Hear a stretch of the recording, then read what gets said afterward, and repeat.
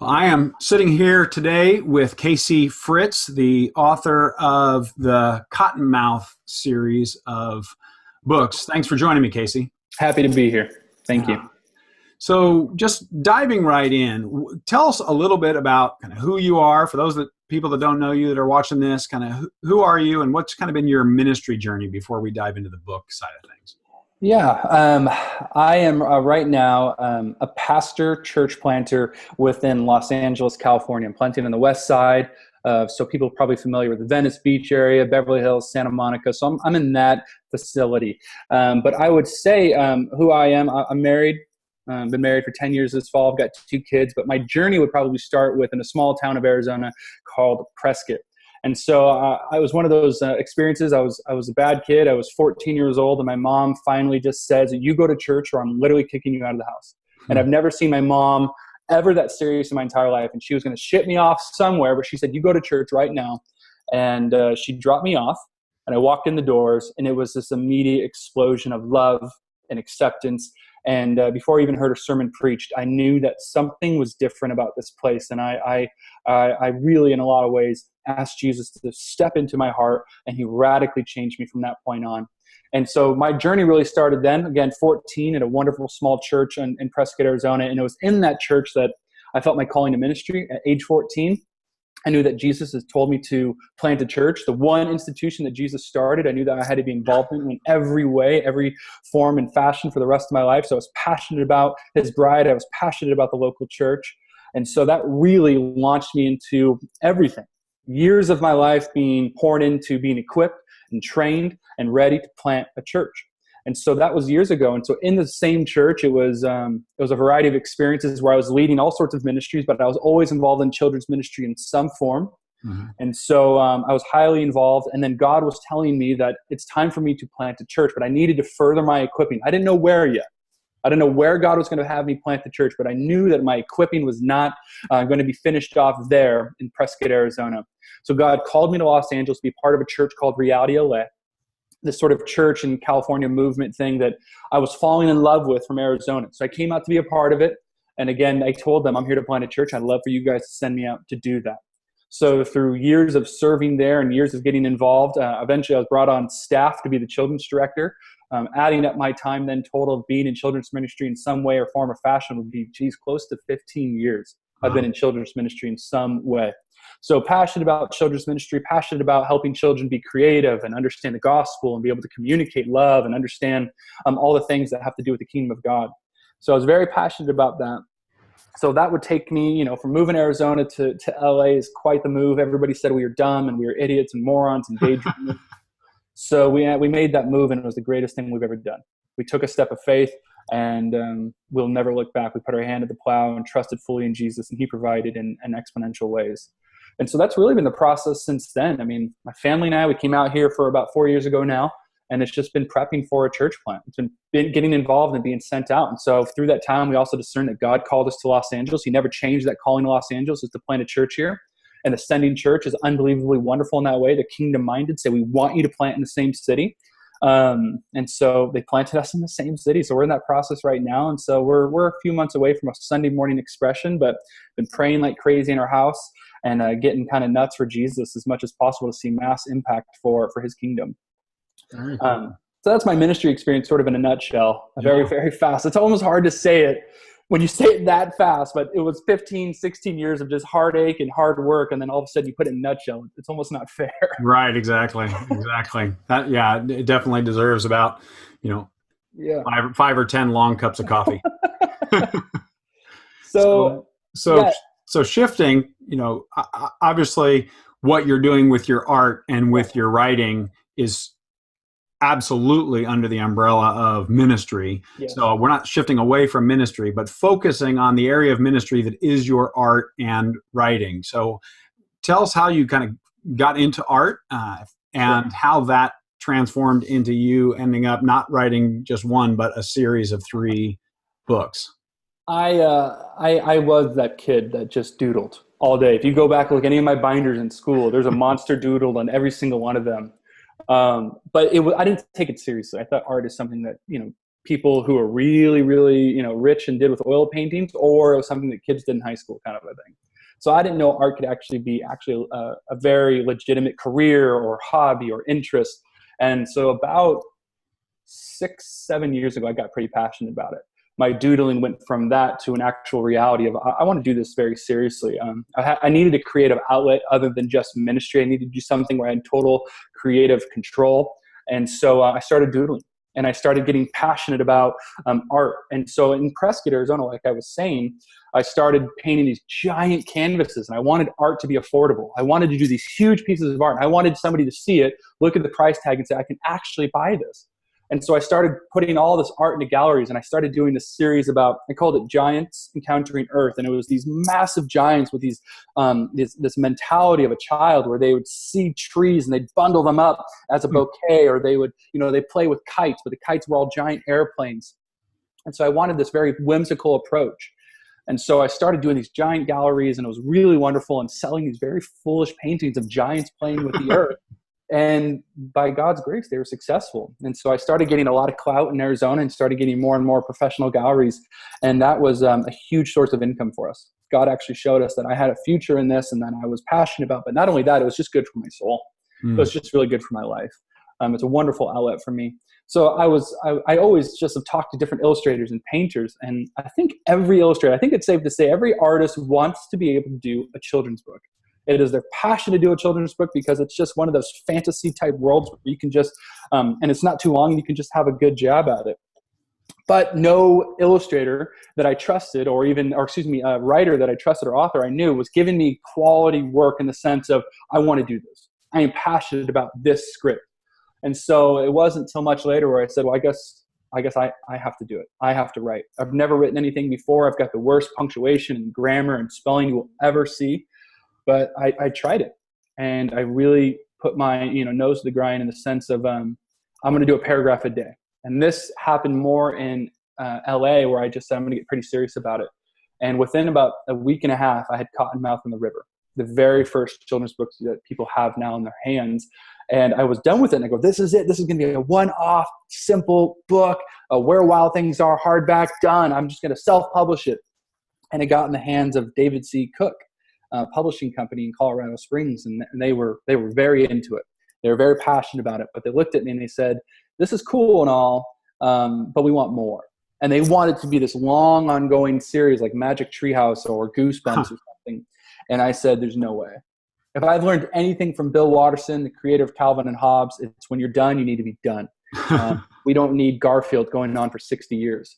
And so I said, I'll do 3. I will do 3 books, and I will do the best I can. But remember, I created it as a one-off. Should have just been like this. So they said, well, give us some other stories ideas.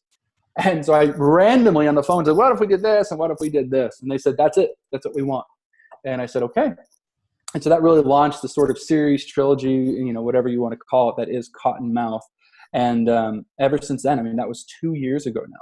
And ever since then to now, the 3rd one has now just been released in May 1st. And here we are just kind of enjoying the ride. Yeah. So walk us through. It's a trilogy. You started with a one-off. So focusing on one book at a time, kind of looking, the first book is Cottonmouth and the River, which, we can't get the sense from an interview like this, but the art, you're very talented.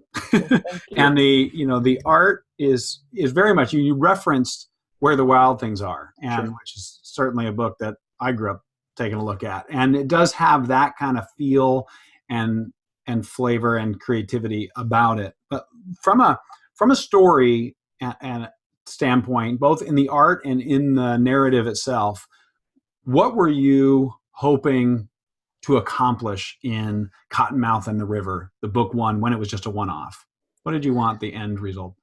Yes. Well, one, I think that every good story is it comes into being when a creator creates something that they themselves want to read, they themselves are into. And so I really took that approach of I'm sick of, and I say this gently, princess, bubbly, pastel-y colors of children's books, where it's this, Tommy's really happy because Jesus is in his heart. There's nothing wrong with that, but I don't think it allows children to understand or wrestle or come to grow in or mature in the process of what it looks like to really follow Jesus or understand who Jesus is. So I wanted to create books with depth as much as possible. I don't know if I did that. I tried with depth that wrestled with real life situations, parents who are gone, sin, consequences. And so if I were to say for book one, what was that? I would say book one would be along the lines flourishing out of that.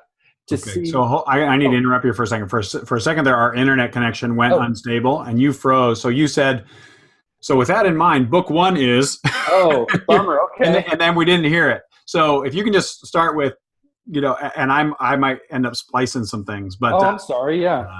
But so book one is... Ready, go.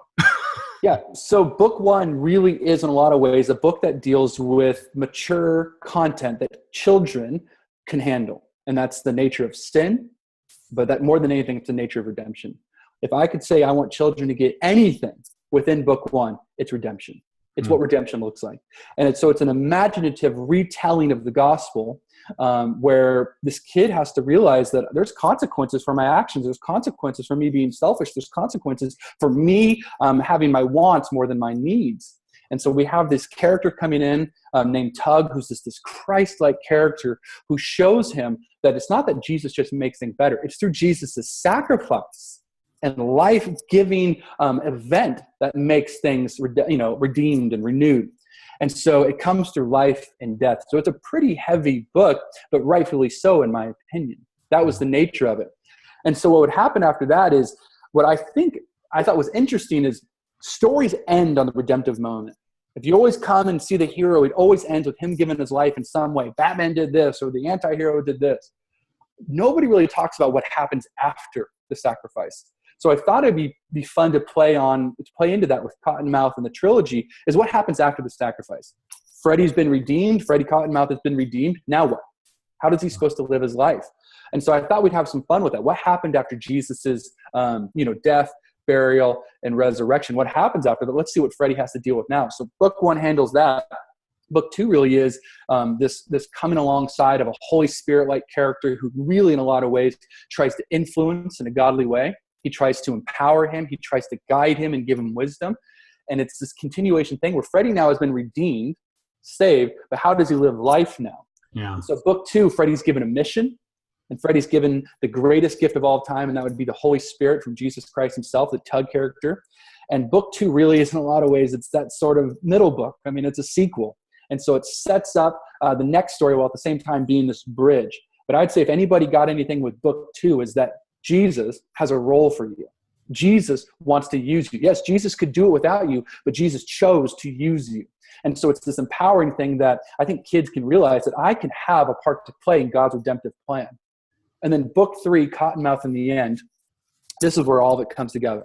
It's continued about consequence. It's continuing about darkness, but it really is, in my opinion, the best book. Cottonmouth in the end is to me, this cherry on top of the ultimate story. And it's the ultimate Great Commission where Jesus, the Tug character, looks you right in the eye and says, I am with you always. Mm-hmm. And so Freddy has this I don't want to ruin the books, but Freddy has this continuation of the same problem. And it's with his parents, and he wants his parents, and you get to this moment right at the end of the story, and Freddy has a choice, and hopefully Freddy chooses rightly, as people will be able to see, but it's that moment where consequences now play out rightly. So, right. Well, I really enjoyed it. And what another thing that I really loved about these books is they are short enough to be read in one sitting without being so short you feel like you haven't arrived at any deep place. Sure. And so it's that combination where when I sat my kids down, because I've got my kids are 6th grade, 4th grade, and kindergarten, and when I sat down and picked up The River, and they saw this book, and I said, I want to read this to you, and they're like the whole thing right now. And then as I started to read, they just got sucked in. And we ended up reading the whole thing in one sitting. And, it's not a 5-minute kids book that is has a neat little bow on it. It's something where, we read it for whatever it was, 20, 30 minutes. Yeah. And then and then it led to other conversations, which I think is, as a storyteller myself is the cherry on top for me. And I would imagine for you that if somebody says your book made us talk after we put your book down, Yes. beautiful. And I think that all three of them do that. So Thank you. thanks That's for great. giving us a bit of the behind the scenes. And obviously they can get it on Amazon. Where can they find out more about you? Where would you like to connect with people? How can they get it? Yeah, artistically, probably the best way to find new work or old work or art or storytelling will be my Instagram. And Okay. so I can give you the link to that. Instagram will be the big one. Ministry-wise, Twitter. And then as well, there's some older work I've done. You can see the giant robots I was talking about, an old blog I have. And so I can give you all of that as well. But there's stuff out there, even just Googling CS Fritz, you'll see some things come up of past and present and even some future work that'll be happening. Yeah. Oh, that's a good point. I've been calling you Casey, but if somebody's actually searching for you, kind of the pen name is the initials CS Fritz, Fritz. So I'll put those links in this in the blog post and that we're going to write about this. And so thanks for taking the time and jumping on the interwebs. Happy to do it. Thank you so much. Yeah. So have a good one and check out the Cottonmouth series. I highly recommend it. You will love it and your kids will love it too. And it will lead to some cool conversations. So definitely check it out.